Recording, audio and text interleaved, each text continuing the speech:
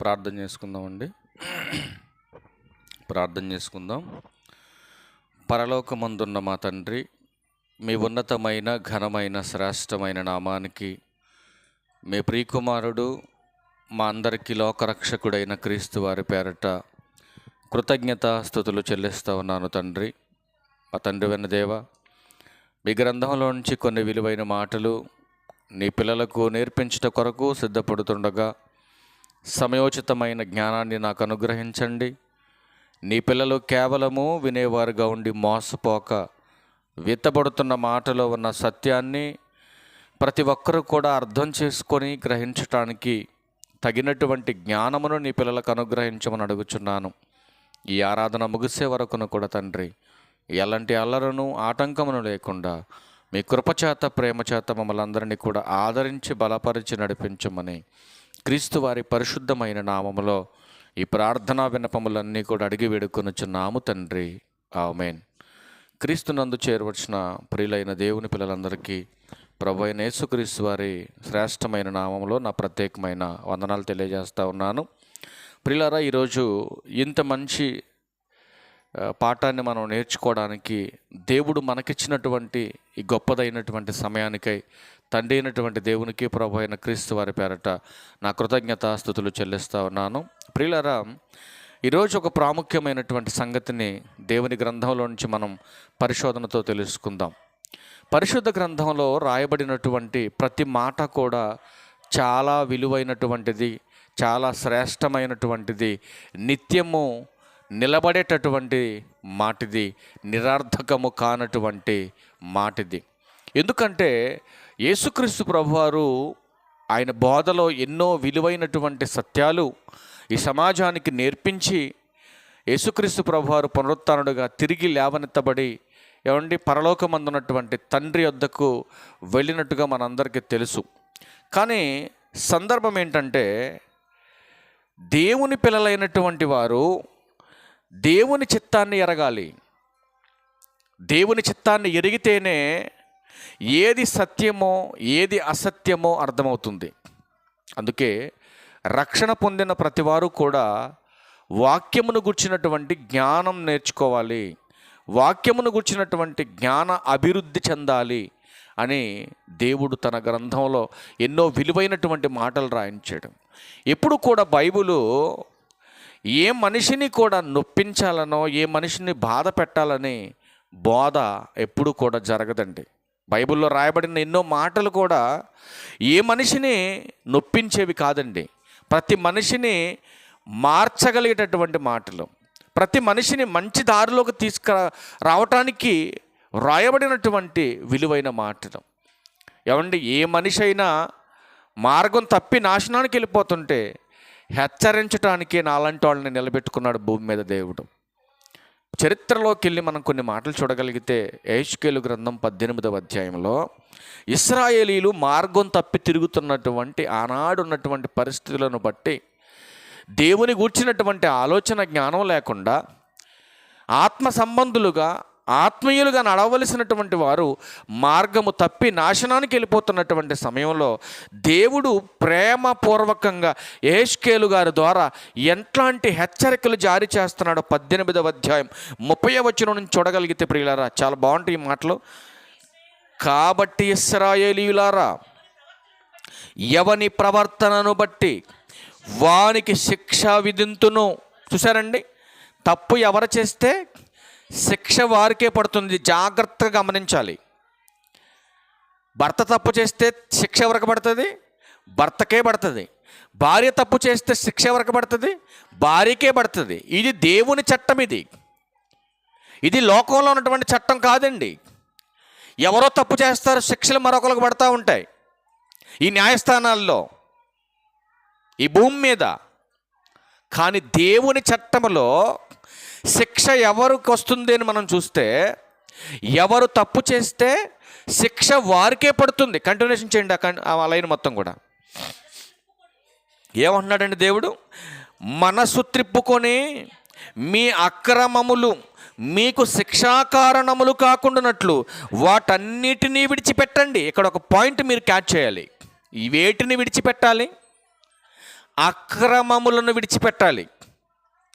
అక్రమము అంటే చెప్పాలి. అక్రమం అంటే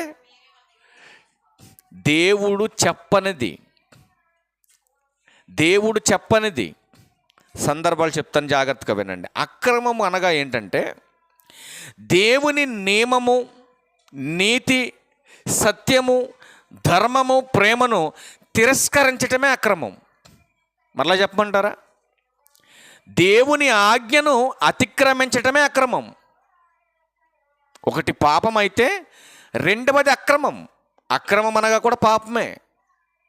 అందుకనే శిక్ష దేనిని బట్టి పడుతుందని ఇశ్రాయేలీయులకు చరిత్రలో చెప్పిస్తున్నాడు దేవుడు. అక్రమమును బట్టి. ఎందుకు ఈ అక్రమం జరుగుతుందనంటే పైన చెప్పాడు, మనసు. ఎందుకు మనసు మారిపోయింది మనుషులకి?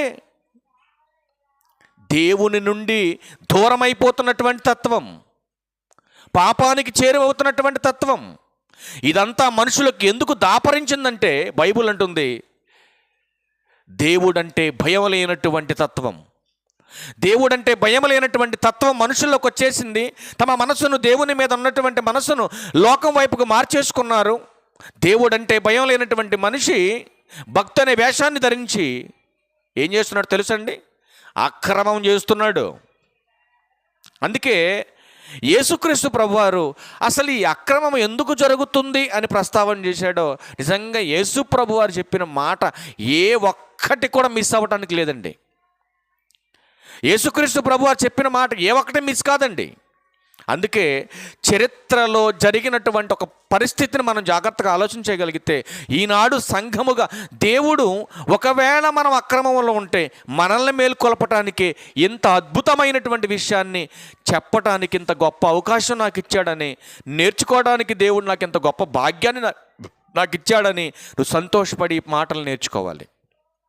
ఒకవేళ అక్రమంలో ఉన్నావేమో, సందర్భాలు చాలా చూపిస్తాను మీకు. అక్రమానికి సంబంధించినటువంటి విషయాలు ఏవైతే ఉన్నావో, ఎందుకు అక్రమం విస్తరిస్తుందో, అక్రమం విస్తరిస్తున్నటువంటి అక్రమంలో కనుక నువ్వు ఉంటే దాని ఫలితం ఏంటో, ముగింపేంటో మీకు తప్పకుండా అవన్నీ కూడా మీకు చూపించి ముగించాలని ఆశపడుతున్నాను. ఒకసారి యెహెజ్కేలు గ్రంథం 18వ అధ్యాయం 31వ వచనం చూడండి. మీరు జరిగించిన అక్రమ క్రియలన్నిటిని విడిచి నూతన హృదయం, నూతన బుద్ధి తెచ్చుకొనుడి. ఇశ్రాయేలీయులారా, మీరెందుకు మరణమునందుదురు? ఏంటండి, ఎంత కఠినమైన మాటలు చెబుతున్నాడండి. ఇశ్రాయేలీయులారా, మీరెందుకు మరణమునందుతారు అంటే దేని వలన మరణం వచ్చేస్తుంది మనిషికి? అక్రమం వలన. అక్రమం వలన మరణం వస్తుంది. అట్టి మరణము వలన దేవునికి సంతోషం లేదంటండి. జాగ్రత్తగా మీరు వినాలి. 31 చూడండి, 32 చూడండి. మరణము నొందువాడు మరణము నొందుటను బట్టి నేను సంతోషించువాడను కాను. ఏ మరణం పొందితే సంతోషంగా దేవునికి? అక్రమకారులుగా మీరు చనిపోతే దేవునికి సంతోషం లేదు. ఎందుకు దేవునికి సంతోషం లేదు? అక్రమకారులకు పరలోక ప్రవేశం లేదు. ఆలోచించండి. అక్రమంగా బ్రతికే వాడికి పరలోక ప్రవేశం లేదు. అలాంటి వాడు చనిపోతే దేవునికి సంతోషం లేదంటుందండి గ్రంథం. మరి ఏం చెయ్యాలి? ఏం చెయ్యాలి? కావున మీరు మనసు తిప్పుకొనుడి, అప్పుడు మీరు బ్రతుకుతారు. ఒకవేళ ఇప్పటి వరకు తెలుసో తెలియక అక్రమంలో బ్రతికావు నువ్వు, కాబట్టి ఇకనైనా మనసు తిప్పుకో, నీ మనసు మార్చుకో. దేవుడు సంతోషపడతాడు. దేవుడు సంతోషపడతాడండి. అసలు అక్రమం విస్తరించడానికి గల ప్రాముఖ్యమైన విషయాలు చూడగలిగితే దేవుని నుండి దూరం అవ్వటం మొదటి పాయింట్ ఇది. అక్రమం విస్తరించడానికి గల మూలాలు ఏంటంటే, మొదటి మాట దేవుని నుండి దూరం అవ్వటం, సత్యవాక్యమును తిరస్కరించటం, పాపముతో సహవాసము చేయటం. నెక్స్ట్ మాట చెబుతున్నాడు, ప్రజలలో ప్రేమ సల్లారిపోవటం. మరొక మాట చెబుతున్నాడు, మరొక మాట సత్యాన్ని చెప్పే నాయకులు లేకపోవటం, అసత్యాన్ని బోధించేవాళ్ళు విస్తరించిపోవటం వలన అక్రమం విస్తరించిపోతుందంటున్నాడు. నెక్స్ట్ మాట చెబుతున్నాడు కదా, అంతిమ తిరుగుబాటు అన్నాడు. ఎవరిది తిరుగుబాటు? సాతానుగాడి తిరుగుబాటు ఇది. ఇవన్నీ కూడా అక్రమం విస్తరించడానికి మూలాలండి. ఇవన్నీ కూడా అక్రమం విస్తరించడానికి మూలాలు. ఇంకా మరికొన్ని మాటలు చూడగలిగితే అక్రమం విస్తరించడానికి గల కారణం ఏంటంటే మనుషుల్లో దేవుని భయం లేకపోవటం. సందర్భాలు చూపిస్తున్నాను, పాఠం మీకు పూర్తిగా వివరించే ప్రయత్నం చేస్తాను. నేను అర్థమవుతుందండి. మొదట 6 మాటలు చూపించాను మీకు. అక్రమం విస్తరించడానికి గల కారణాలు ఏంటో చెబుతున్నాను మీకు. 2వ పాయింట్ చెబుతున్నాడు, దేవుని భయం లేకపోవటం వలన అక్రమము విస్తరణ జరుగుతుంది. ఎందుకు ఈ అక్రమకారులు పెరిగిపోతున్నారు భూమి మీద అంటే దేవుడంటే భయం లేదు మనుషులకి, అందుకే అక్రమం పెరిగిపోతూ ఉంది. దేవుని జ్ఞానం ఉంటే అక్రమానికి తావుండదు. ప్రియులారా, మీరు గమనించండి. ఈ సమాజంలో ఎక్కడ చూసినా కూడా దారుణమైనటువంటి అక్రమం జరిగిపోతుందండి. అది వైద్యంలో కావచ్చు, విద్యలో కావచ్చు, వ్యాపారంలో కావచ్చు, రాజకీయంలో కావచ్చు, చివరికి ఆత్మీయ జ్ఞానాన్ని బోధించే సంఘాలలో కూడా ఏం పెరిగిపోతుందండి? అక్రమం పెరిగిపోతుంది. వ్యాపారంలో అక్రమం పెరిగిపోతే వచ్చే నష్టమేమి లేదు. రాజకీయాల్లో అక్రమం పెరిగిపోతే వచ్చే నష్టమేమి లేదు. విద్యలో వైద్యలో అక్రమం జరిగితే వచ్చే నష్టం అంతగా ఏం లేదు. మహా అయితే ప్రాణం పోద్దేమో. కానీ ప్రియమైన దేవుని వారలారా, దేవుని మాట వినకపోతే, దేవుడు చెప్పినట్టుగా బ్రతకకపోతే, దేవుని ఆలోచన ప్రకారం లేకపోతే, దేవుని గ్రంథంలో ఏం బోధించేవారు ఎలా బోధిస్తున్నారో తెలియకపోతే ఖచ్చితంగా నష్టపోయే పరిస్థితి క్రైస్తవ్యానికి దాపరిస్తుంది. అందుకే విస్తరిస్తున్నటువంటి అక్రమాన్ని మనం ఎరగాలంటే దేవుని జ్ఞానం మనం తెలుసుకోవాలి. దేవుని జ్ఞానాన్ని మనం నేర్చుకోవాలి. దేవుని జ్ఞానం మనం నేర్చుకోలేకపోతే అక్రమకారులుగా ఈరోజు అబద్ధ బోధ చేస్తూ వారికి నచ్చినట్టుగా ఈ సమాజంలో బ్రతుకుతున్నటువంటి ఎందరో అబద్ధ బోధకులను మనం ఎదుర్కోవాలంటే ఖచ్చితంగా మనము దేవుణ్ణి గూర్చినటువంటి సత్యము, దేవుని గ్రంథములో రాయబడిన ఎన్నో విలువైన మాటలు మనం నేర్చుకోక తప్పదు ప్రియమైన దేవుని వారలారా. అందుకే బైబిల్ గ్రంథంలో కొన్ని ప్రాముఖ్యమైనటువంటి సంగతులు ఈరోజు మీరు నేర్చుకోవడానికి దేవుడు గొప్ప అవకాశం మీకు కలిగించాడని మీరు సంతోషపడాలి. ఇందులో అక్రమం విస్తరించడానికి మొదటి పాయింట్ ఏంటంటే దేవుని భయం లేకపోవటం. సామెతల గ్రంథం తీయండి ఒకసారి. సామెతల గ్రంథం 1వ అధ్యాయం 7వ వచనం చూడండి. సామెతల గ్రంథం, యెహోవాయందు భయభక్తులు కలిగి ఉండుట. చూసారండి, అంటే దేవుని పట్ల భయం ఉంటే మనకేమొస్తుంది? తెలివి వస్తుంది మనకి. కనుక దేవుని పట్ల భయం లేకపోతే ఏమి లేదు, తెలివి లేదు మనకి. తెలివి లేనటువంటి వాడు ఏం చేస్తాడు? అక్రమం చేస్తాడు. తెలివి లేనివాడు, జ్ఞానం లేనివాడు. సామెతల 14వ అధ్యాయం 15వ వచనంలో చూడండి. జ్ఞానము లేనివాడు ప్రతి మాట నమ్ముతాడు, నమ్మి మోసపోతాడు. మోసపోయినవాడు నష్టంలోకి జారిపోతాడు. నష్టంలోకి జారిపోయిన వాడు మరణం తర్వాత నరకానికి పోతాడు. అందుకే క్రైస్తవులైనటువంటి వారు మోసపోవటానికి లేదండి, మోసపోకూడదు. సహజంగా ఎవరు మోసపోతారో చెప్పండి? సహజంగా ఒక వస్తువు కొనడానికి వెళ్ళాం మనం. ఇప్పుడు వస్తువు కొనడానికి వెళ్ళి మనం మోసపోయామంటే అర్థం ఏంటి? ఆ వస్తువును గూర్చిన సరి అయిన అవగాహన జ్ఞానం మనకు లేకపోవటం, అంతేనా? కాబట్టి మనం ఏం చేస్తాం? దాన్ని గూర్చి తెలిసినటువంటి వాళ్ళని తీసుకొని పోతాం ఏమన్నా వస్తువు కొనాలంటే, అవునా కదా? అంతేనా? ఏదైనా ఒక వస్తువు కొనాలంటే కొంచెం ఖర్చు ఎక్కువ పెట్టి కొనాలి, అంటే అమౌంట్ ఎక్కువ పెట్టి కొనే వస్తువులు అనుకోండి, ఏం చేస్తాం? కొంచెం దాని గురించి అవగాహన ఉండాలని తీసుకెళ్తాం మనం. ఒకవేళ అవగాహన లేకుండా మనం కొనేసిన తర్వాత నష్టం జరిగిందనుకోండి, ఏం పోయాం మనం? ఇప్పుడు నష్టపోయాం మనం. బైబిల్ ఏం చెప్తుందంటే, నాయన చాలా జాగ్రత్తగా ఉండాలి. జాగ్రత్తగా ఉండాలంటే జ్ఞానాన్ని సంపాదించాలి. జ్ఞానాన్ని సంపాదించాలంటే దేవుడంటే భయం ఉండాలి. ఎందుకు అక్రమం విస్తరిస్తుంది ఈరోజు? దేవుని భయం లేకపోవటం వలన. 2వ మాట చెప్తున్నాడు కదా. 2వ మాట ఏం చెప్తున్నాడంటే, అసలు దేవుని భయం లేనివాడు వాక్యాన్ని అంగీకరిస్తాడా? చెప్పండి.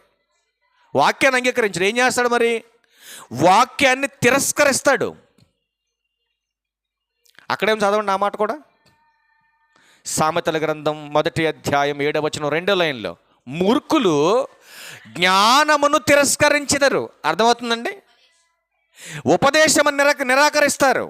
అంటే చెబుతున్నటువంటి మాట మూర్ఖులు ఏం చేస్తారు? వినరు. ఎందుకు వాడు మూర్ఖుడిగా మారిపోయాడు? ఒకటి, దేవుని భయం లేదు. రెండవది, జ్ఞానం లేదు. మూడవది, అక్రమంలో ఉన్నాడు వాడు. అందుకే దేవుని జ్ఞానం అంటే వాడికి ఇష్టం ఉండదు. దేవుని వాక్యం ప్రకటించబడుతుంటే వినటానికి మనసు రాదు. చస్తే కానీ అర్థం కాదు ఎందుకు ఈ వాక్య ప్రకటన జరుగుతుందో, ఎందుకు ఇతను ఇలాంటి కఠినమైన మాటలు చెబుతున్నారో, ఎందుకు దేవుడి జీవితాన్ని ఇచ్చాడో.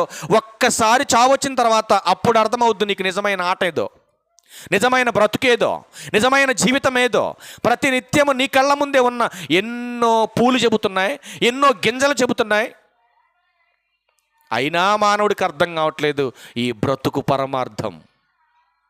అందుకే అంటున్నాడు, అక్రమం విస్తరిస్తుంది భూమి మీద. ఎందుకు విస్తరిస్తుంది? ఒకటి, దేవుని భయం లేదు. రెండవది, వాక్య జ్ఞానం లేదు. ఎందుకు వాక్య జ్ఞానం లేదు? వాక్యాన్ని తిరస్కరించడం వలన. నెక్స్ట్ 3వ మాట చెబుతున్నాడు, లోకములో ఉన్నటువంటి జీవన శైలిని అనుసరించటం వలన. అందులో కూటి కొరకు ఎన్ని విద్యలు అన్నారు? కోటి విద్యలు. కోటి విద్యలు దేని కొరకు? ఏంటి, జానడ పొట్ట కోసమేనా ఇన్ని విద్యలు నేర్చుకుందా మనిషి? కోటి విద్యలు కూటి కొరకు అయితే ఆ కోటి విద్యలను తొక్కి పైన కూర్చున్న మొట్టమొదటి విద్య ఆత్మీయ విద్య. ఇది నీ ఆత్మను పరలోకం చేర్చేటటువంటి విద్య. ఎవడు నేర్చుకుంటాడండి విద్య?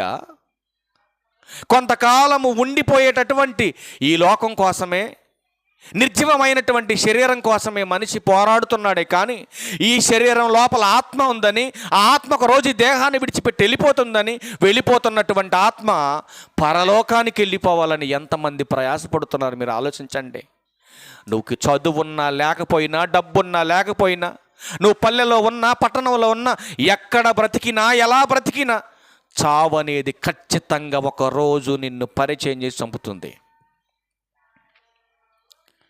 అందుకే దేవుడు హెచ్చరిస్తున్నాడు, నాయనా లోకంలో బ్రతుకుదెరువు కోసం ఎంతైనా కష్టపడు, ఎంతైనా సంపాదించుకో. అది కేవలం ఈ దేహము లోపల ఆత్మన్న వరకే పనిచేస్తుంది. కానీ దేహము లోపల ఉన్న ఆత్మ కోసం ఏమి సంపాదిస్తున్నాడని దేవుడు అడిగితే ఏం చెబుతావు నువ్వు? ఆలోచించండి. ఈరోజు నీ కన్న బిడ్డలే నిన్ను అడుగుతున్నారు, ఏం సంపాదించావు నాన్న అని.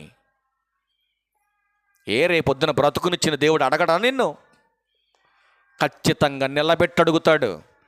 ఏం చేసావు భూమి మీద? ఆత్మనిచ్చానే నీకు, బ్రతుకునిచ్చానే నీకు, బ్రతికించానే నిన్ను. ఏం చేశావు నా కోసం నువ్వు? ఎక్కడ ఖాళీ ఉంది ప్రభువా నీ కోసం పని చేయటానికి? అయితే పరలోకం నీకు లేదో. ఏదో ఆశ, అత్తగారింటికి వెళ్ళి వచ్చిన అల్లుళ్ళలాగా అప్పుడప్పుడు మందిరానికి వచ్చి వెళ్ళిపోతే పరలోకం ఇస్తాడా అండి? డ్యూటీలో జాయిన్ అయిన తర్వాత ఫస్ట్ తారీఖు శాలరీ తీసుకునే టయానికి నువ్వు డ్యూటీకి వెళ్తున్నావు అనుకోండి, శాలరీ వస్తుందా? పని చేయకుండా జీతం వస్తుందండి? పని చేయకుండా జీతం వస్తుందని ఏటీఎం కాడికి వెళ్ళి డబ్బులు విత్డ్రా చేసుకునే అంత మూర్ఖుడు ప్రపంచంలో ఉండడండి. నువ్వు కష్టపడితేనే సొమ్ము వస్తుంది. నువ్వు దేవుని పని చేస్తేనే దేవుడు నిత్య జీవాన్ని ఇస్తాడు. ఏదో అఫీషియల్గా వచ్చేసి కూర్చొని వెళ్ళిపోతే దేవుడు పరలోకం ఇవ్వడండి. అందుకే 4వ మాట చెబుతున్నాడు, దురాశ. సందర్భం ఏంటి? అక్రమం విస్తరించడానికి కారణాలు దురాశ అండి. దురాశ అంటే హద్దు లేనటువంటిది.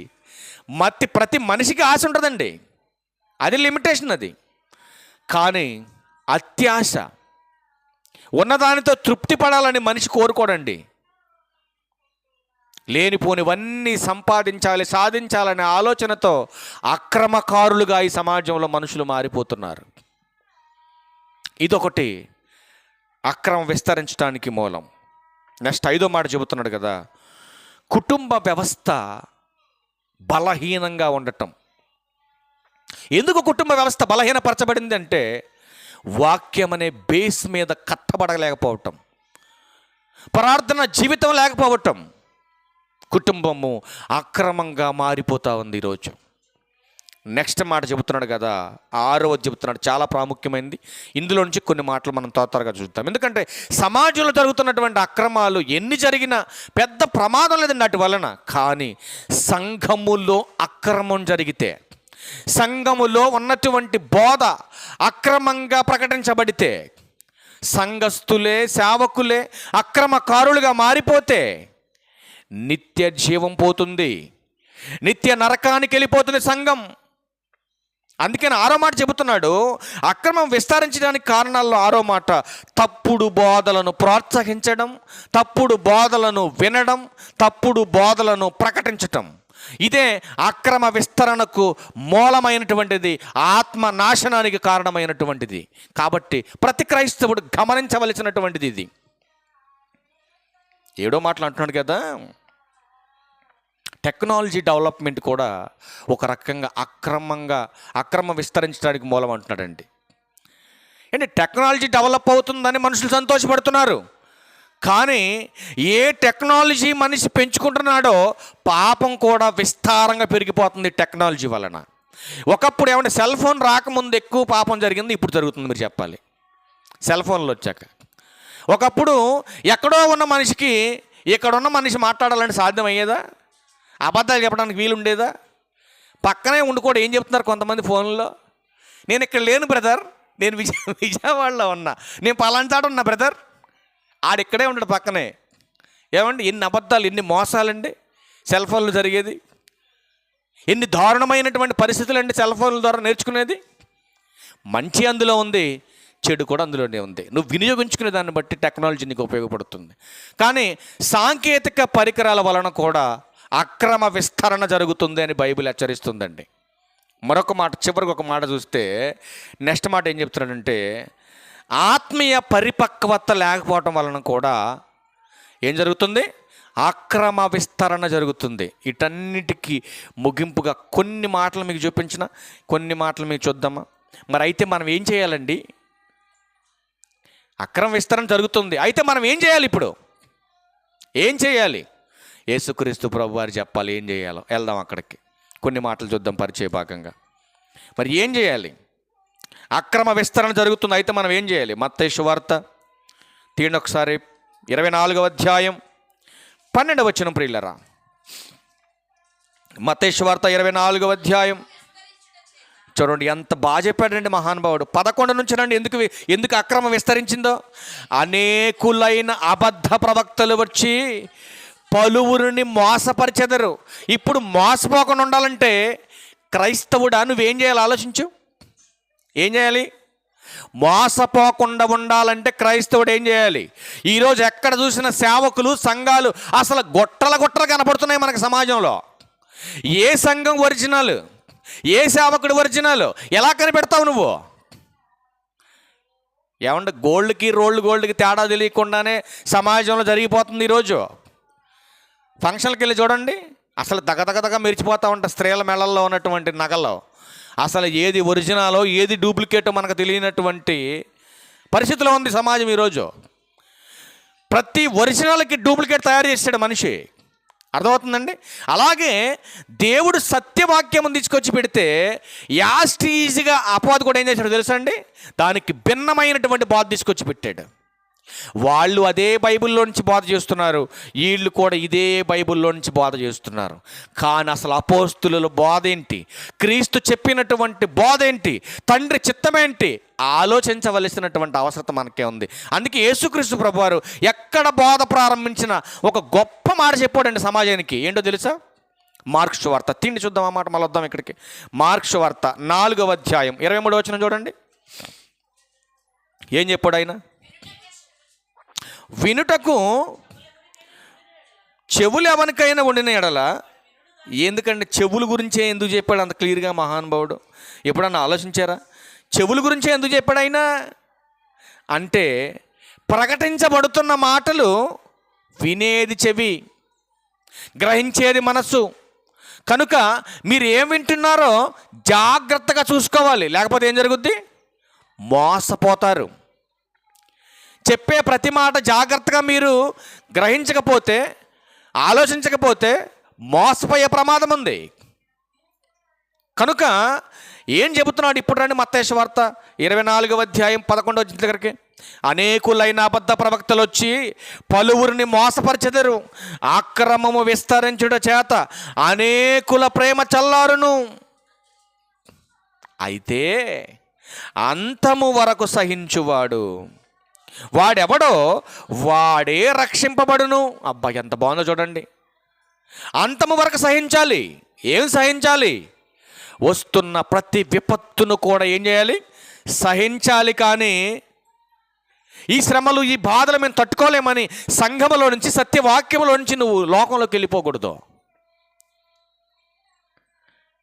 అందుకే దేవుడు అంటున్నాడు కదా, నాయన విస్తరిస్తున్నటువంటి అక్రమాన్ని అరికట్టాలి. ఒకవేళ అరికట్టలేకపోయినా నువ్వు నాశనంలోకి వెళ్ళిపోకూడదు. నువ్వు నాశనంలోకి వెళ్ళిపోకుండా ఉండాలంటే ఈ అబద్ధ బోధను పసికట్టాలి నువ్వు అంటున్నాడు దేవుడు. చూద్దాం ఒకసారి. పసికట్టాలి. తిమోతి గారికి రాసిన 2వ పత్రిక తీయండి. జనులు ఎలా మారిపోతున్నారో, ఎలా తయారైపోతున్నారో చూడండి. సమాజంలో అక్రమం మరి విస్తరించిందో లేదో నాకు ఫైనల్ చెప్పాలి. ఒక మాట చూపిస్తాం మీకు ఫైనల్గా. మరి అక్రమం ఇంకా విస్తరిస్తుందా? విస్తరించే కాలంలో మనం ఉన్నామా? మీరు చెప్పాలి. చూడండి, తిమోతి గారికి రాసిన 2వ పత్రిక 4వ అధ్యాయము 3వ వచనం నుంచి చూస్తే, ఎందుకనగా జనులు హితబోధను సహింపక. హితబోధ అనకాడ కింద పుట్టినోట్లో ఏమేసిందని చూడండి. ఏం బోధ అంటది? ఆరోగ్యకరమైన బోధ. అంటే మంచి బోధ, ఆరోగ్యకరమైనటువంటి బోధ జనులు ఏం చేయాలంటండి? వినటానికి ఇష్టపడరు. మరి ఏం కావాలి చెప్తున్నాడు. ఇప్పుడు కంటిన్యూషన్ చేయండి. చూడండి, దురద చెవులు గలవారై తమ స్వకీయ దురాశలకు అనుకూలమైన బోధకులను తమ కొరకు వారే పోగు చేసుకుంటారు. చూసారండి, ఎవరి కోసం పోగు చేసుకుంటారంట? ఎవరిని పోగు చేసుకుంటున్నారు వీళ్ళు?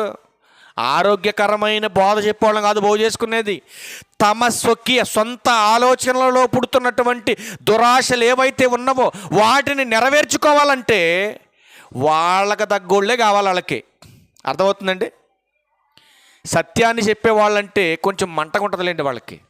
అందుకే 4 అంటాడు, సత్యమునకు చెబనియక కల్పనా కథలకు తిరుగు కాలము వచ్చును అని పౌలు గారు అప్పుడు చెప్పాడు తిమోతి గారికి. ఇప్పుడు వచ్చిందా రాలేదా? ఏమండి, ఉన్నారా లేదా? ఇప్పుడు కల్పనా వాక్యాలు చెప్పేవాళ్ళు ఉన్నారా లేదా? అన్నీ అబద్ధాలే. దేవుడు నాకు కల్లో కనపడ్డాడు, మారేమండి వెళ్ళమన్నాడు, పలానా ఏలియా గారింటికి ప్రార్థన పెట్టమన్నాడు, పలానా ఇంటికి వెళ్ళి ప్రార్థన చేయమన్నాడు, పలానా సాట అది చేయమన్నాడు, పలానా సాట ఇది చేయమన్నాడు. ఏమండి, అలాంటి అబద్ధికులు లేరా సమాజంలో? వాళ్ళంతా ఎవరు మరి? క్రీస్తు సైనికులు కాదండి వాళ్ళు, సాతాను సంబంధులు, సాతాను సైనికులు వాళ్ళు. ఏమండి, అబద్ధ ప్రవక్తలు అంటే ఎవరో ఒకసారి మీకు చాలా పర్టికులర్గా ఒక ఎవిడెన్స్ చూపిస్తాను బైబిల్లో మీకు. అబద్ధ ప్రవక్తలు అంటే మత్తయి సువార్త చూడండి. మత్తయి సువార్త వాళ్ళు చేసేది మరి ఏ గ్రంథంలో బోధ నాకు చెప్పాలి తర్వాత. మీరు అబద్ధ బోధకులు అంటే ఎవరో మీకు చూపిస్తున్నా, క్లియర్గా చూడండి. ఎవడైనా కౌంటర్ వేయగలిగితే వేయండి, ఫోన్ నెంబర్ ఉంది నా దాంట్లో, మాట్లాడదాం. మత్తయి సువార్త 7వ అధ్యాయం తీయండి. అబద్ధ ప్రవక్తలు అంటే ఎవరో మీకు చూపిస్తున్నాను నేను. మత్తయి సువార్త 7వ అధ్యాయం 21 నుంచి రండి. ప్రభువా ప్రభువా అని నన్ను పిలిచే ప్రతివాడు. ఇదేంటండి? యేసు నేనే మార్గం సత్యం జీవం, నా ద్వారా తప్ప ఎవడో పరలోకానికి రాడన్న ప్రభువారు ఇదేంటి ఇక్కడ ఈ మాట చెప్తున్నాడు? ఏమండి, అర్థమవుతుంది మీకు నా మాట? కాలాన్ని, సమయాన్ని, సందర్భాన్ని మైండ్లో పెట్టుకొని వాక్యం బోధించాలి. ఆలోచించాలి జాగ్రత్తగా. బైబిల్లో కాలాన్ని, సందర్భాన్ని, సమయాన్ని, దాని భావాన్ని అర్థం చేసుకొని బోధించాలి. అది వాక్యానుభవం కలిగినటువంటి వ్యక్తులకు ఉన్నటువంటి జ్ఞానం. అది పితరుల యుగంలో చెప్పబడినటువంటి మాట, ధర్మశాస్త్ర యుగంలో చెప్పబడినటువంటి మాట, ఏమంటే క్రీస్తు యుగంలో చెప్పబడినటువంటి మాట అసలు ఏ సందర్భాన్ని, ఏ కాలాన్ని బట్టి సూచిస్తుందన్న ఆలోచన, అవగాహన కొంతమందికి లేదండి. ఇప్పుడు నోవాహు దినాల్లో నోవాహు గారికి దేవుడు ఒక మాట చెప్పాడు. ఏంటా మాట? నోవాహు ఓడకట్టు. ఈరోజు సంఘం దగ్గరకు వచ్చి సంజీవరావు ఓడగట్టు అన్నాను అనుకోండి, సంజీవరావు ఏమనుకుంటాడు? అయ్యో ఎంత గొప్ప ధన్యత అండి, ఆనాడు నోవాహుకే చెప్పాడు దేవుడు, ఈనాడు నాకే చెప్పాడంటే ఆస్తులు మొత్తం అమ్మిన దానికి గేటు కట్టలేడు. కట్టగలడా? నోవాహు వాడ గేటు కట్టగలడు ఇప్పుడు? అసలు ఈరోజు వాడ కట్టే సమయమేనిది? సమయమేనండి? జ్ఞానం ఉందా ఈరోజు బోధించే వాళ్ళకి? ఎరుకో గోడలు కూలిపోయినాయి. ఇప్పుడు 40 దినాలు నువ్వు ఉపవాసం చేస్తే కూలిపోతాయా? కూలిపోతాయమ్మా. నెహెమ్యా గారు ప్రార్థన అంటాడు ఒక ఆయన, ఎజ్రా గారు ప్రార్థన అంటాడు. ఎజ్రా గారు లాగా నువ్వు ప్రార్థన చేయగలవా నీ బతుక్కి? ఎందుకు భక్తుల జీవితాల్లో కంపేర్ చేసుకోవటం? మీరు చేసేదేదో మీరు చేసి ఆడవండి కుదురుగా. అసలు మోకాళ్ళు వేస్తే ప్రార్థన చేయటం అసలు ఎలా ప్రారంభించాలో తెలియదు కొంతమందికి. ప్రార్థన ఏది ప్రారంభ ప్రార్థనో, ఏది ఏమంటే ఎండింగ్ ప్రార్థనో, దేని గురించి ఏ సందర్భాన్ని గురించి ప్రార్థన చేయాలో కొంతమందికి సెన్సే లేదండి. కొంతమందికి ఎట్లాంటి వాళ్ళందరూ ప్రభువా ప్రభువా అంటే పరలోకం వెళ్ళిపోతారా అండి? చెప్పండి, వెళ్ళిపోతారా అండి? ఇప్పుడు కంటిన్యూషన్ చేయండి మొత్తం. అబద్ధ బోధకులు ఎవరో చూపిస్తున్నా మీకు. అక్రమ విస్తరణ జరుగుతుంది. ఎవరి వలన జరుగుతుంది అక్రమ విస్తరణ అంటే? అనేకులైన అబద్ధ ప్రవక్తలు వచ్చి పలువురిని మోసం చేస్తారు. ఆ తర్వాత ఏమవుతుందండి? అక్రమం విస్తరించిపోతుందని చెప్పిన ప్రభువారు అసలు ఎవరో అక్రమకారులు చూపిస్తున్నారు ఇప్పుడు మీకు. ప్రభువా ప్రభువా అని నన్ను పిలుచువాడు, చూడండి, ప్రతివాడును పరలోక రాజ్యములో ప్రవేశింపడు కానీ పరలోకమందున్న నా తండ్రి చిత్త ప్రకారం చేసేవాడే పరలోకానికి వస్తాడు. ఏంటి పరలోకమందున్న తండ్రి చిత్తం? ఎవరు చెప్పగలరు మనకి? పరలోకమందున్న తండ్రి చిత్తం మనకి ఎవరు చెప్పగలరు? ఎవరు చెప్పగలరండి? ఎవరు చెప్తారు మనకి? పరలోకమందున్న తండ్రి చిత్తాన్ని ఎవరు నేర్పాలి మనకి? యేసుక్రీస్తు వారు నేర్పాలి. ఎందుకు వచ్చానన్నాడు యేసుక్రీస్తు వారి భూమి మీదకి? తండ్రిని బయలుపరచడానికి వచ్చాను నేను. దేవుణ్ణి ఎలా ఆరాధిస్తుంటే ఎలా ఆరాధించాలని చెప్పాడండి యేసుక్రీస్తు ప్రభువారు యోహాను సువార్త 4వ అధ్యాయం 23-24 వచనాల్లో. తండ్రిని ఆరాధించువారు ఆత్మతో సత్యముతో ఆరాధించాలి. ఆత్మేది? పరిశుద్ధాత్మ. సత్యమేది? వాక్యం. అంటే తండ్రిని ఆరాధించే విషయంలో నువ్వు చేస్తున్నటువంటి ప్రతి క్రియ వాక్యానుసారమై ఉండాలి. వాక్యం సపోర్ట్ చేయాలి. ఏది ఆరాధన? బైబిల్లో 4 రకాలైన ఆరాధనలు ఉన్నాయి. అపోస్తులు చేసిన ఆరాధన ఏది? యేసుక్రీస్తు ప్రభువారు చెప్పిన ఆరాధన ఏది? నేడు క్రైస్తవం చేస్తున్న ఆరాధన ఏది? బ్యాక్గ్రౌండ్ మ్యూజిక్లు పెట్టేసుకొని ఆరాధన సంబంధించిన పాటలు పాడేసుకుంటూ గెంతులేస్తూ చేతులు ఊపుతూ ఏమంటే గోలగోల చేసేస్తే అది ఆరాధన అనుకుంటున్నారా? అది ఆరాధన అయిపోతుందా? అప్పటి వరకు 10-15 పాటలు పాడతారండి కొన్ని సంఘాల్లో. లాస్ట్కి తండ్రికి ఆరాధన చేద్దామని లాస్ట్లో ఒక పాట పాడి ఏమంటే గోలగోలు చేసి ఆరాధన అంటున్నారండి. నిజంగా మరి ఇది దేవుని సంఘమో సాతాను సంఘమో అర్థం కావట్లేదండి. అట్లాంటి భయంకరమైన పరిస్థితిలో గెలిపోయిన సంఘాలు ఇవాళ. కొట్టండి యూట్యూబ్లో ఎన్నున్నావో. ఒకనాడు కొరింథీ సంఘంలో అదే పరిస్థితి కనపడుతున్నప్పుడు పౌలు భక్తుడు అంటున్నాడు కదా, నాయనా పరిశుద్ధుల సంఘములు దేవుడు సమాధానానికే కర్త, అల్లరి కర్త కాదు. ఎక్కడైతే అల్లరి జరుగుతుందో అది దేవుని సంఘం కాదు. అందుకే హెచ్చరించి చెబుతున్నాడు ఆయన 22లో, ఆ దినమందు అనేకులు నన్ను చూసి. ఏ దినమందు? అది కూడా తెలియాలి మనకి. ఏ దినమందు? తీర్పు దినమందు. తీర్పు దినమందు అనేకులు నన్ను చూసి, ప్రభువా ప్రభువా మేము నీ నామమున ప్రకటించలేదా? కాదండి, అది ప్రవచింపలేదా. గమనించాలి ఈ విషయాలు. ప్రకటించటం వేరు, ప్రవచింపటం వేరు. ఈ వాక్యంలో ఉన్నటువంటి, ఈ కాంటెస్ట్లో ఉన్నటువంటి ఆ పదంలో ఉన్నటువంటి విధానం అర్థం కాలే చాలామందికి. ప్రవచనం అంటే అర్థం ఏంటో తెలుసండి? యెషయా గ్రంథంలో ఒక మాట చెప్పాడు, కన్యక గర్భవతి కుమారుని కనును, అతనికి ఇమ్మానుయేలుని పేరు పెట్టును. మత్తయి సువార్త 2వ అధ్యాయంలో నెరవేర్చబడింది. లూకా సువార్త 2వ అధ్యాయంలో నెరవేర్చబడింది.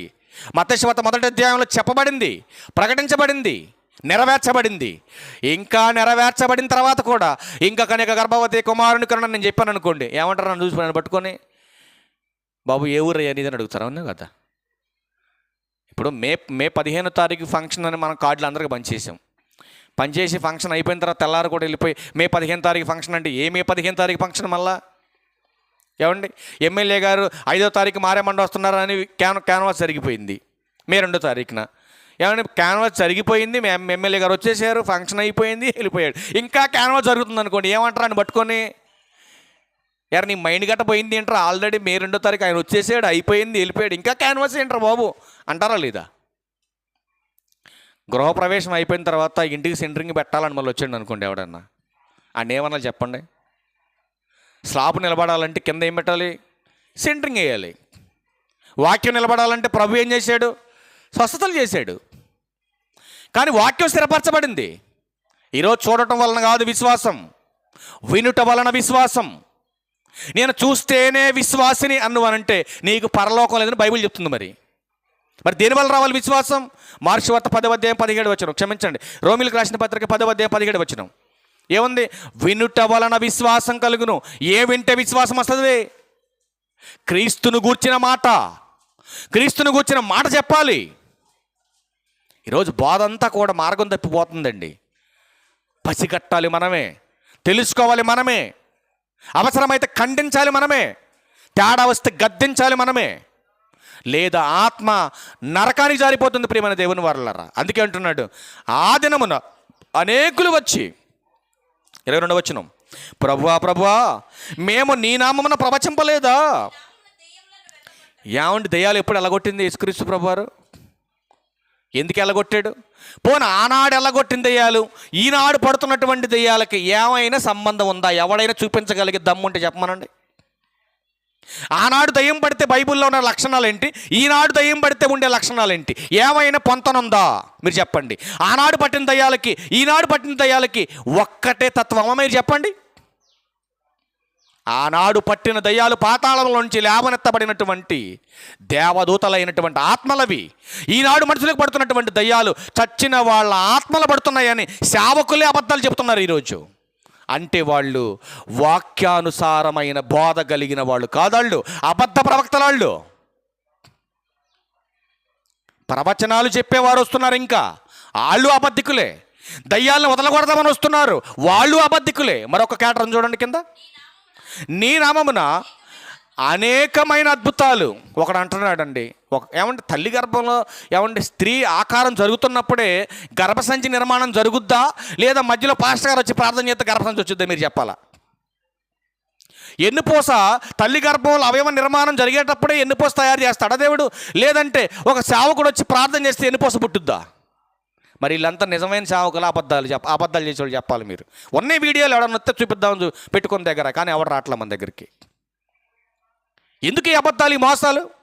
వాక్యం తెలియని వాడు, జ్ఞానం లేనివాడు, మూర్ఖుడు మోసపోతాడు. నాలంటుడు మోసపోడు. వాక్యం తెలిసిన వాడు వినడు అలాంటి బోధని, అలాంటి బోధకాడికి వెళ్ళడు. ఏంటి శరీర స్వస్థతల కోసం, రోగాలు తగ్గించుకోవడం కోసం ప్రభుని నమ్మేవా? అని మొఖాన వస్తాడు ఒకరోజు నిన్ను. దానికోసం రావద్దు. ఈ లోకంలో నీ తల్లి, నీ తండ్రి, నీ స్నేహితులు, నీ బంధువులు, నీ చుట్టూ ఉన్నవారు ఇవ్వలేనటువంటి ఒక మహా గొప్ప ఆశీర్వాదం యేసుక్రీస్తు వారు ఇవ్వబోతున్నాడు. దానికోసం ప్రభుని నమ్ము. అంతేగాని అప్పులు పోవాలని నమ్మేవా? అవతలకు బాగుంటాడు నిన్ను. సంతానం కోసం ప్రభుని నమ్మేవా? అవతలకు బాగుంటాడు నిన్ను. మరి దేనికోసం ప్రభుని నమ్మావు? ఈ భూమి మీద ఎవ్వడు ఇవ్వలేనిది నా ప్రభు ఒక్కడే ఇవ్వగలగడు. దానికోసమే నా ప్రభుని నమ్మాను, దానికోసమే సజీవ యాగంగా నా శరీరాన్ని ప్రభుకి ఇచ్చేసాను నేను. అందుకే నా ప్రభుని నా శరీరం మీద ధరించి ఇదిగో నేను క్రైస్తవుని పిలువబడుతున్నాను ఈ సమాజంలో. ఎక్కడుందండి జ్ఞానం సమాజంలో? దేనికి ప్రభుని నమ్మామనంటే మా పిల్లాడికి ఉద్యోగం రావాలని నమ్మానండి. అవతలకు బాగుంటాడు ఆయన. దానికోసం కదా నమ్మాల్సింది. అంటే భక్తి వలన ఎలాంటి ఉపయోగం లేదా అండి? మట్టి మెదడులు ఎలాంటి ఆలోచనలు పడతాయండి. భక్తి వలన కూడా చాలా లాభం ఉంది రయ్యా. నువ్వు ఫస్ట్ నమ్మాల్సింది దేనికోసం తెలుసా? శరీరం కోసం కాదు ప్రభుని నమ్మాల్సింది, ఆత్మ కోసం ప్రభుని నమ్ము. శరీరం గురించి ఆయన చూసుకుంటాడు. అంటే భక్తిని గూర్చినటువంటి ఆలోచన, జ్ఞానం లేదు. అందుకే అబద్ధ బోధకులు తయారైపోయారు సమాజంలో. ఎక్కడ చూడండి ఒక బిజినెస్గా మారిపోయిందండి సువార్త. ఎందుకండి ఒక్క ఊరిలో ఇన్ని సంఘాలు, ఎందుకండి ఇంతమంది సేవకులు? ఒక్కడిగా కలవమనండి, అందరినీ కలుస్తారండి? ఈ పార్టీ ఆ పార్టీలో గెలవదు, ఈ సంఘం ఆ సంఘంలో గెలవదు. వీళ్ళంతా మళ్ళీ పొద్దున్న లెగిసిన కాడ నుంచి ప్రేమ గురించి ఒకడో, విశ్వాసం గురించి ఒకడో, మారు మనసు గురించి ఒకడో, ఈడంటే ఆడికి పడదు, ఆడంటే ఈడికి పడదు. వీళ్ళంతా చేసేది ఏంటి? సేవ ఇది, వ్యాపారం ఇది. అక్రమకారులుగా మారిపోయి క్రైస్తవ్యాన్ని గుడ్డెద్దు చేలబడ్డట్టుగా నడిపిస్తున్నారు. ఈరోజు బిజినెస్లు చేస్తున్నారు. ఈరోజు క్రైస్తవ్యం ఎంతోమందిని ప్రేమగా మేము కలుద్దాం రమ్మని పిలుస్తున్నామండి. ఎవరు రావట్లేదు, ఎందుకంటే బిజినెస్లు దెబ్బతింటాయని, వచ్చే రాబడులు పోతాయని. ఒక ప్రాంతంలో ప్రార్థన కూడికి పెడితేనండి, ఈ సంఘం ఆ సంఘంలోకి పోకూడదని కండిషన్స్ అంట. ఎవరు చెప్పాడు నీకు? నీకు నేర్పించడం చేత కాదు, నేర్పించేవాడిని రావద్దని చెప్పి కండిషన్స్ పెట్టడం. చస్తే పరలోకం నీకొకటే, ఆడికొకటి చేయలే దేవుడు, అందరికి ఒకటే పరలోకం. విశ్వాసులు వాక్యం నేర్చుకోండి. ఏ సంఘానికి వెళ్ళినా నీ బ్రతుకును మార్చుకో, లేకపోతే చస్తావు నువ్వు అంతే. అందుకే బైబిల్లో మరొకొన్ని మాటలు చెప్పాడండి. ఏమంటే అద్భుతమైనటువంటి మాట ఏంటంటే మత్తయి సువార్త 7వ అధ్యాయం 23లో ఏమన్నా తెలుసునండి, చాలా బాధేస్తుందండి. అప్పుడు నేను మిమ్మును ఎరగను. ఎవరిని ఎరగను అన్నాడు? ప్రవచనాలు చెప్పే అబద్ధికుల్ని, దయ్యాలు బోధ చేస్తున్నటువంటి అబద్ధికుల్ని, ఏమండి అద్భుతాలు చేస్తున్నటువంటి దొంగల్ని యేసుక్రీస్తు ప్రభువారు అంటున్నాడు కదా, అసలు నేను మిమ్మును ఎన్నడూ ఎరగను. ఎవరంటే వీళ్ళు అక్రమకారులు, వీళ్ళు అక్రమం చేశారు, వీళ్ళు నా తండ్రి చిత్తాన్ని చేయలేదు, క్రమాన్ని జరిగించలేదు, కనుక మీరు అక్రమకారులు, మీరు నా యొద్ద నుండి పోండి. ప్రతినిత్యం మనకు తెలిసిన మనిషి మన ఇంటికి వచ్చినప్పుడు మనం అవతలకు పో అని నెట్టేస్తే ఎంత బాధ కలుగుద్దండి, మీరు ఆలోచించండి. సాక్షాత్తు పరలోకమందున్న తండ్రి యొద్దకు చేర్చగలిగే ఈ మహాజ్ఞానాన్ని కలిపి చెరిపేస్తున్నారండి దుర్మార్గులు చాలామంది. అట్లాంటి వాళ్ళని అడ్డుకోవద్దా? జ్ఞానం నేర్చుకొని అట్లాంటి వాళ్ళని గద్దించొద్దా అండి? ఆలోచించండి. అందుకే బైబిల్ అంటున్నాడు కదా, నాశనానికి వెళ్ళేవారు దేవుని జ్ఞానాన్ని అంగీకరించరు ప్రియులారా. చూద్దాం, ఒక్క మాట చూసి మనం ముగించేద్దాం. నాశనానికి పోయేవాడు దేవుని జ్ఞానాన్ని అంగీకరించడండి. కొద్దిగా నొప్పి కలిగిద్ది ఇలాంటి మాటలు చెప్తే. ఇలాంటి మాటలు చెప్పరండి చాలామంది, ఎందుకంటే భయం వాళ్ళకి. వచ్చే రాబడి రాదేమో, సంఘం రాదేమో, సంఘం పోద్దేమో. కానీ మాకు అలాంటి భయం లేదండి. చందాల కోసమో లేకపోతే పేరు కోసమో గొప్పల కోసం మెప్పుల కోసం చేయట్లేదండి పరిచర్య. అనేక మందిని దేవునిలో రక్షణలోకి నడిపించాలని అనేక ప్రాంతాలు తిరుగుతూ దేవుని విలువైన మాటలు ఈ సమాజానికి నేర్పిస్తున్నాం. ఎవడి మెప్పో మాకెందుకండి, ఎవడి గొప్పలో మాకెందుకండి, ఎవడి సంపద మాకెందుకండి. అనేక మంది రక్షణలోకి రావాలి. ఒక్క పాపి మారితే చాలండి, కోట్ల రూపాయలు ఆస్తి దొరికినట్టే మాకు. అందుకే ఏం చెప్పిన చూడండి ఒకసారి, తెస్సలోనికి రాసినటువంటి 2వ పత్రిక. చాలా బాగుంటాయండి, చాలా మాటలు ఉన్నాయి. కాకపోతే నెక్స్ట్ వారం మరికొన్ని మాటలు మనం నేర్చుకున్న అవసరం అయితే. తెస్సలోనికలకు రాసినటువంటి 2వ పత్రిక 2వ అధ్యాయం 9-10 వచనాలు చూడండి. నాశనానికి పోయేవాడు దేవుని విలువైన మాటలు వినడండి. చూడండి ఏమన్నాడండి, నశించుచున్నవారు తాము రక్షింపబడుటకై సత్య విషయమైన ప్రేమను అవలంబింపకపోయిరి గనుక వాని రాక అబద్ధ విషయమైన సమస్త బలముతోనూ నానా విధములైన సూచక క్రియలతోనూ మహత్కార్యములతోనూ దుర్నీతి పుట్టించు సమస్త మోసముతోనూ నశించుచున్న వారిలో ఎవరు కనపరుస్తున్న బలం అంటిది? సాతానుడు కనపరుస్తున్న బలం. చివరి కాల ముగింపు ఏమని చెప్పాడు? ప్రారంభంలోనే నాశనం. నాశనం వల్ల ముగింపు. ఇంకొక మాట చూస్తారా? ఇంకొక మాట చూడండి. సువార్త అసలు ఎందుకు ప్రకటించాలి? సువార్త ఎఫెసీయులకు రాసిన పత్రిక చూడండి. అసలు సువార్త ఎందుకు ప్రకటించాలండి? బ్రతుకుదేరు కోసం కాదండి, నలుగురు మోసం చేసి 4 రూపాయలు డబ్బులు సంపాదించడానికి కాదండి సువార్త. ఎఫెసీయులకు రాసిన పత్రిక 1వ అధ్యాయం 13వ వచనం చూడండి. ఎందుకో సువార్త? మీరును సత్యవాక్యమును అనగా మీ రక్షణ సువార్తను విని క్రీస్తునందు ముంచిన వాగ్దానం చేయబడినటువంటి ఆత్మచేత ముద్రింపబడితే అన్నారు. సందర్భం ఏంటంటే, ఎందుకంటే సువార్త రక్షణ కొరకు సువార్త, రక్షణ కొరకే సువార్త. అంతేగాని బ్రతుకు తెరువు కోసం కాదు సువార్త, పేరు ప్రఖ్యాతుల కొరకు కాదు సువార్త, ఒకటి మెప్పు కొరకు కాదు సువార్త, మానవాళి రక్షణ కొరకు సువార్త జరగాలి, దేవుని మహిమ కొరకే సువార్త జరగాలి. దాని నిమిత్తమే దేవుడు ఈ మహాజ్ఞాన గ్రంథాన్ని మన చేతిలో పెట్టాడు ప్రియులారా. అంతేగాని ఇది ఏదో బతుకుదేరి కోసం అడ్డం పెట్టుకొని 4 మాయమాటలు చెప్పి బ్రతకడానికి కాదండి ఇచ్చింది ఇది. కొలసీలకు రాసిన పత్రిక 1వ అధ్యాయం 6వ వచనం కూడా చూడండి. కొలసీలకు రాసిన పత్రిక 1వ అధ్యాయం 6వ వచనం కూడా చూడండి, ఎంత బాగుంటుంది అన్నమాట. ఈ సువార్త ఒక ప్రాంతానికో ఒక పల్లెకో పరిమితమయ్యేది కాదండి ఇది. మరి ఏం చేయాలంటే ఇది సర్వలోకములో ఫలించుచు వ్యాపించుచున్నట్టుగా మీరు దేవుని కృపను గూర్చి విని సత్యము గ్రహించిన నాట నుండి మీలో సహితము ఫలించుచు వ్యాపించాలి. సత్యం ఫలించాలి, సత్యమే వ్యాపించాలి. అప్పుడు అక్రమం ఏమైపోతుంది? పతనమైపోతుంది ప్రియులారా. అక్రమం పతనమైపోవాలంటే సత్యవాక్యాన్ని మీరు మొదట గ్రహించాలి. సంఘానికి వచ్చిన వాళ్ళు గ్రహించిన మీరు ఈ గ్రహించినటువంటి వాక్యాన్ని విస్తరణ చేయాలి ప్రపంచ నలుమూలలకి. మరి విస్తరణ చేద్దామంటే చేయనిస్తున్నారు అక్రమకారులు, చేయనివ్వట్లేదు ప్రియులారా. అడ్డుకుంటున్నారు, కొడుతున్నారు, చంపుతున్నారు. ఏమండి ఎన్నెన్నో హింసలు చేస్తున్నారు. అక్రమం విస్తరిస్తుంది, ఆత్మీయత చచ్చిపోతుంది అనుకుంటున్నారు చాలామంది అమాయకులు. కానీ ఒక మాట చూపించనండి, దానియేలు గ్రంథం ఎంత అక్రమం విస్తరించినా కూడండి, ఎంతమంది సువార్తను అడ్డుకుంటున్నప్పటికీ కూడా ఆ సువార్తను ఆపగలిగే శక్తి, క్యాపబిలిటీ, నాశనం చేసేటటువంటి అధికారం, ధైర్యం ఏ ఒక్కడికి లేదని బైబిల్ చెప్తుంది. దానియేలు గ్రంథం 2వ అధ్యాయం 44వ వచనం చూడండి. ఎంత అక్రమం విస్తరించినా దేవుని రాజ్యం యుగ సమాప్తి వరకు నిలిచే ఉంటుంది. దాన్ని అడ్డుకొని ఆపగలిగే శక్తి, టెక్నాలజీ, అధికారం ఏ ఒక్కడికి లేదని బైబిల్ హెచ్చరిస్తూ ఉంది ప్రియులారా. ఆ రాజుల కాలంలో పరలోకమందున్న దేవుడు ఒక రాజ్యమును స్థాపించాడు. దానికి ఎన్నటికి నాశనం కలగదు. ఆ రాజ్యం దాని పొందిన వానికి కాక మరి ఎవరికి చెందదు. అది ముందు చెప్పిన రాజ్యములన్నిటినీ పగలగొట్టి నిర్మూలం చేయను. కానీ చూశారండి, ఆ సంఘము, ఆయన రాజ్యము, ఆయన రాజ్యముల హక్కుదారులైనటువంటి వారు యుగ యుగములో నిలుస్తారు. ఆలోచించండి, ఎంత అక్రమం విస్తరిస్తున్నా దేవుని రాజ్యములో ఉన్నటువంటి వారు సత్యవాక్యమును అనుసరించి నిలబడగలిగితే వాళ్ళు ఎప్పటికీ పడిపోరుంటుందండి గ్రంథం. ఆలోచించండి, అక్రమం విస్తరించడానికి గల కారణం ఏంటండి?